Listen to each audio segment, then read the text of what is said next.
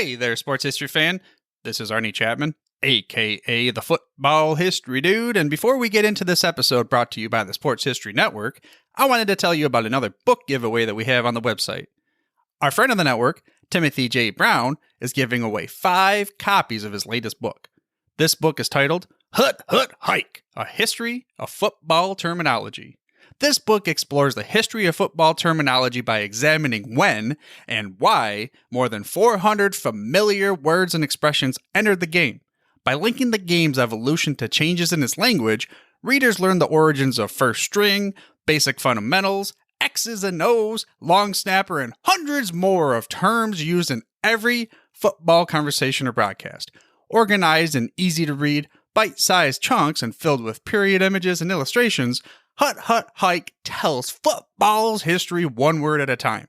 Now, to sign up for a chance to win your copy of the book, head to sportshistorynetwork.com/giveaways. Again, that's sportshistorynetwork.com/giveaways.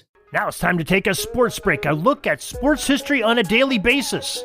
Hello, my friends of sports history. This is Darren Hayes of the Sports Jersey Dispatch podcast. Welcome once again to the Pig Pen, your place for all things great in sports history. And welcome to your sports break for this January 14th edition, where we will talk about some of the greatest milestones in sports history and the athletes that were involved with them, as well as their uniform numbers that they may have worn during that part of their career or most of their career. But before we get to that, let's make sure that you are aware of our newsletter. It may be just the greatest bargain in sports.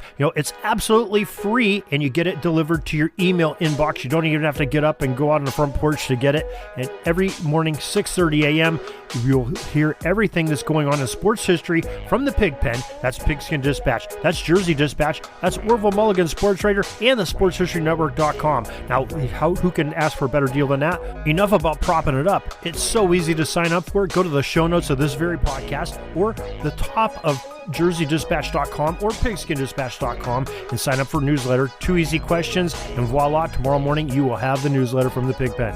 Now, those January 14th uniform numbers we'll talk about, and there's a bunch of them. Numbers 4, 14, 22, 60, 88, 32, 74, 12, 13, 10, 26, 27, and number 53. It all starts off in 1927, January 14th, and a man named Hap Day, who wore the sweater with a number 4 on it for the Toronto Maple Leafs, scored the first hat trick in franchise history against the New York Rangers. January 14th, 1940, number 14, Green Bay Packers end Don Hutson scored the lone touchdown in the 1940 NFL Pro Bowl as the Packers defeated the All-Star team made up of the other 9 NFL clubs by the score of 16-7. With 38 ticks remaining in the first half. In punting situation, Cecil Isbell fired a strike from his own goal line to a racing Hudson, who scored on a 92-yard surprise passing play, and that was the difference in that 16-7 Green Bay win. January 14th, 1943, the Montreal Canadiens left wing Alex Smart became the first NHL rookie to score a hat trick in the first NHL game that he played in. It was a 5-1 victory at home over the Chicago Blackhawks. January 14th, 1946, Frank Bully Dankwitz. He was the top pick in the NFL draft by the Boston Yanks. Bully, who played quarterback for Notre Dame the year earlier, ended up wearing the number 22 jersey for the Yanks. In 1951, on the 14th of January, it was the first NFL Pro Bowl game. The Los Angeles Memorial Coliseum was the place, and the American Conference beat the National Conference 28-27. The game's most valuable player was Cleveland Browns quarterback number 60, Otto Graham. Now, this would be the final season that quarterbacks from the merged AAFC would be allowed to wear their old numbers in the NFL. The Browns signal caller will wear number 14 for the balance of his career. And remember, this is 1951, so that is the first full season, 1950 season, where the Browns and the Colts and the 49ers came over and merged into the NFL from the AAFC. January 14th, 1961, the Chicago Bears former player Willard Duval became the first NFL player to join the AFL. Now, Duval wore number 88 with both the Bears in the NFL and his new team in the AFL, the Houston Oilers. January 14th, 1962, the 12th NFL Pro Bowl game was played at the Los Angeles Memorial Coliseum, and it was the Western Conference defeating the Eastern Conference by the score of 31-30, a real tight game. Most valuable players in this one were number 32, Jim Brown of the Cleveland Browns, a great running back for the offensive side. And on the defense, the top player selected was Green Bay Packers defensive tackle number 74, Henry Jordan. January 14th, 1964, it's the 14th NBA All-Star Game at the Boston Garden, and the East defeated the West 111-107. The most valuable player selected in this one was a point guard, number 14 of the Cincinnati Royals, one Oscar Robertson. We'll talk more about him in just a moment. January 14th, 1968, Super Bowl II at the Miami Orange Bowl in Miami. The Green Bay Packers defeated the Oakland Raiders 33-14. And the most valuable player was Bart Starr, the quarterback of the Green Bay Packers, and he wore number 12 that day. Now, we talked about Oscar Robertson a second ago. He won the 14th NBA All-Star Game MVP. Well, he also won the 19th on January 14th, 1969 at the Baltimore Civic Center. The East defeated the West 123-112. And as we said, that Cincinnati Royals point guard, number 14, Oscar Robertson, once again, most valuable player. He loved the All-Star Game being played on the 14th of January. January 14th, 1973, Super Bowl VII, Los Angeles Memorial Coliseum in L.A. The Miami Dolphins defeated the Washington Redskins 14-7. And MVP of this game was Miami safety number 13, Jake Scott. And it's interesting that the Dolphins had a number 13 become a Super Bowl MVP, and it was not Dan Marino. Now remember, that game too is very significant. That was the 72 Dolphins regular season, and they finished that season by winning the Super Bowl, the only undefeated team to win a championship in the Super Bowl era of National Football League play.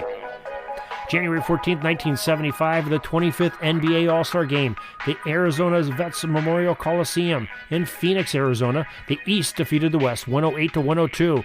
Most valuable player of that game was New York Knicks point guard number 10, Walt Frazier. January 14th, 1987, Catfish Hunter, who wore number 27 for the majority of his career, and Billy Williams, his most popular number one was 26, were elected into the Baseball Hall of Fame. And on January 14th, 1993, Utah Jazz center number 53, Mark Eaton, blocked 2 shots in a 96-89 win over the Seattle Supersonics. He became only the second player in NBA history, along with Kareem Abdul-Jabbar, to record 3,000 career blocked shots. And that's some great sports history for this January 14th. Who could ask for anything more than that? We had a little bit of everything mixed in there. Some great baseball legends. We had some excellent basketball and football right in there with all of the rest of them. And January 14th, truly a very important day in sports history. And we're glad you could join us and take this little sports break away from the rest of your day. Now, we do this each and every day. We'd love to have you back again, and we thank you for joining us here today. But in the meantime, if you still thirst for some more sports history, well, you can go to sportshistorynetwork.com. We have over 30 podcasters with some great podcasts on sports history from all different sports and genres from around the world. I think you'll find something that you'll really latch onto and want to listen to until your ears get sore from your headphones. But we enjoy that. Don't worry. You can come back each and every day. You can download and take them with you. There's thousands of hours there, sportshistorynetwork.com. Well, you can also go to our websites, pigskindispatch.com for some great football content, and Jersey Dispatch, the home of this very podcast, where you can catch not only the day-to-day sports history with uniforms, but you can go into some of the greatest players that have ever wore the numbers in all the 4 major sports in North America. You know, we have ice hockey, we have NBA, we have the NHL and ice hockey, we have the NFL, and we also have Major League Baseball. Something there is waiting for everybody. Find out if your favorite stars make the grade in our top 10s and top 15s of the greatest sports numbers at each jersey number in each sport. So it's a work in progress. We still got some more to wrap up there, but I think you'll find quite a bit of information to enjoy. So till tomorrow, everybody, have a great sports history day. We're dribbling around and see the shot clock's almost out, so we got to put up our shot and come back tomorrow for some more great sports history. We invite you to check out our websites, jerseydispatch.com and pigskindispatch.com. Not only see the daily sports history, but to experience the preservation of great events and people that play the games. Find us on Pigskin Dispatch. It's also on social media outlets of Facebook, Twitter, Instagram, and don't forget the Pigskin Dispatch YouTube channel to get all your daily sports history. Pigskin Dispatch is happy to be associated with the Sports History Network, the sports headquarters of yesteryear, found at sportshistorynetwork.com. This podcast is part of the Sports History Network, your headquarters for the yesteryear of your favorite sport. You can learn more at sportshistorynetwork.com.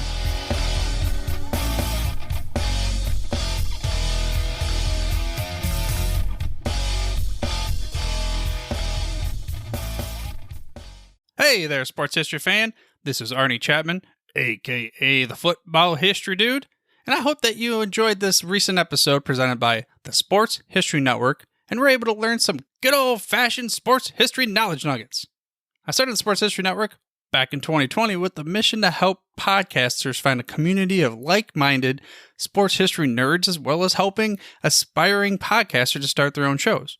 We have a little bit over 30 shows on the network right now covering all sorts of sports history, but as far as I'm concerned, we're just at the toothpick in the ocean moment, that can't even figure it out because there's so much more coming.